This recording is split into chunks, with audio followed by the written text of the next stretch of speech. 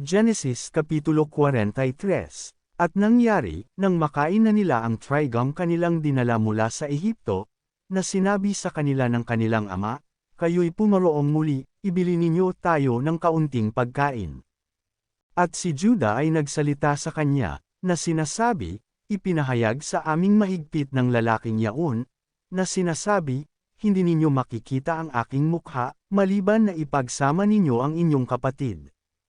Kung pasasamahin mo sa amin ang aming kapatid, ay bababa kami, at ibibili ka namin ng pagkain. Datapwat kung hindi mo paparoroonan ay hindi kami bababa, sapagkat sinabi sa amin ng lalaking yaon, hindi ninyo makikita ang aking mukha, malibang kasama ninyo ang inyong kapatid. At sinabi ni Israel, bakit ninyo ako ginawa ng masama, na inyong sinabi sa lalaki na mayroon pa kayong ibang kapatid? At kanilang sinabi, tinanong kami ng buong Saturday, tungkol sa amin, at tungkol sa aming kamag-anakan, na sinasabi, buhay pa ba ang inyong ama? May iba pa ba kayong kapatid? At isinaysay namin sa kanya ayon sa mga salitang ito, saan namin malalaman, kanyang sasabihin, ibababa ninyo rito ang inyong kapatid. At sinabi ni Judah kay Israel na kanyang ama, pasamayan mo sa akin ang bata at kami ay magsisitindig at magsisiyaon, upang tayo'y mabuhay at huwag mamatay, kami, at ikaw, at gayon din ang aming mga bata. Ako ang mananagot sa kanya, sa aking kamay hahanapin mo siya, kung hindi ko ibalik sa iyo, at ilagay sa harap mo, ay pasanin ko ang sala magpakailan paman. Sapagkat kung hindi tayo nagluwat, ay nakapagbalik na kaming makalawa.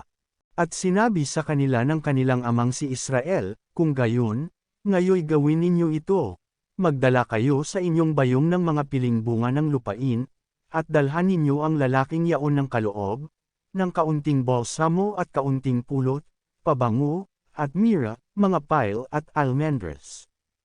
At magdala kayo ng ibayong halaga ng salapi sa inyong kamay, at ang salaping nabalik sa labi ng inyong mga bayong ay dalhin ninyong muli sa inyong kamay, marahil ay kalituhan.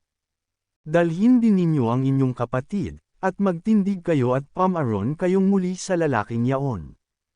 At pagkalooban nawa kayo ng Diyos na makapangyarihan sa lahat ng kawan sa harap ng lalaking yaon, upang isauli sa inyo ang inyong isang kapatid at si Benjamin. At kung mawalan ako ng mga anak, ay mawalan ako.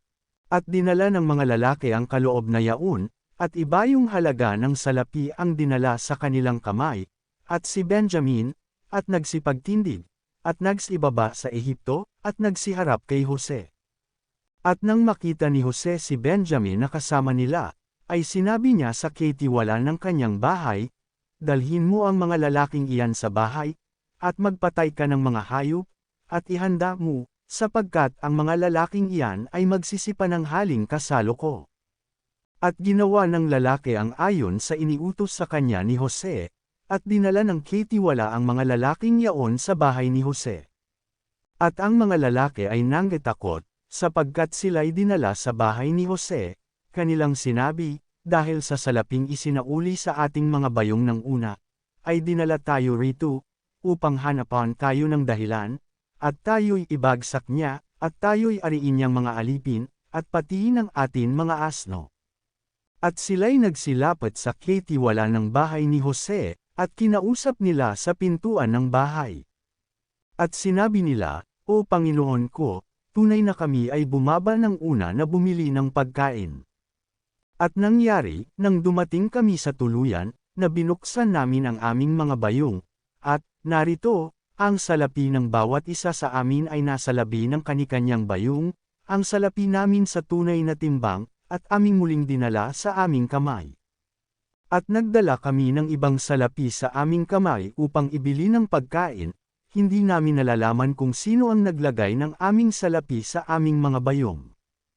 At kanyang sinabi, mapayapa kayo, huwag kayong matakot, ang Diyos ninyo at ang Diyos ng inyong ama ang nagbigay sa inyo ng kayamanang natatago sa inyong mga bayong, tinanggap ko ang inyong salapi. At inilabas si Simeon sa kanila.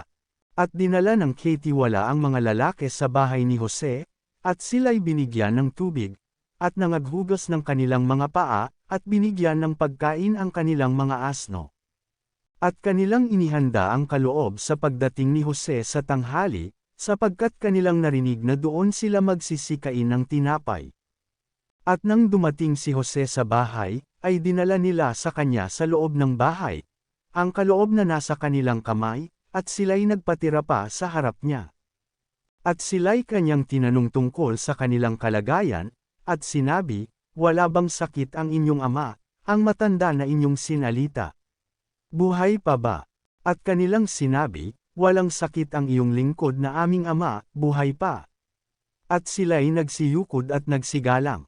At itinangin niya ang kanyang mga mata, at nakita si Benjamin na kapatid niya, na anak ng kanyang ina, at sinabi, "Ito ba ang inyong kapatid na bunso, na inyong sinalita sa akin?"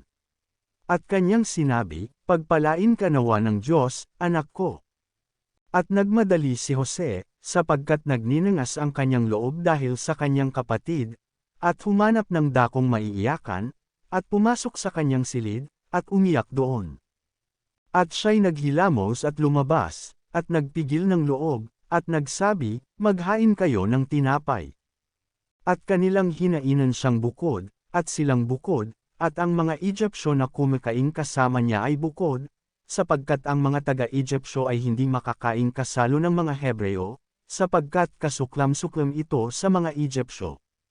At sila'y nagsiupo sa harap niya, ang panganay ayon sa kanyang pagkapanganay, at ang bunso ayon sa kanyang pagkabunso, at ang mga lalaki ay nanggamamangha na nagtitinginan. At sila'y idinampot ni Jose sa harap niya ng mga ulam, datapwat ang ulam ni Benjamin ay humihigit kaysa mga bahagi ng alinman sa kanila ng makalima. At nangaginuman at nangakipagkatuwa sa kanya.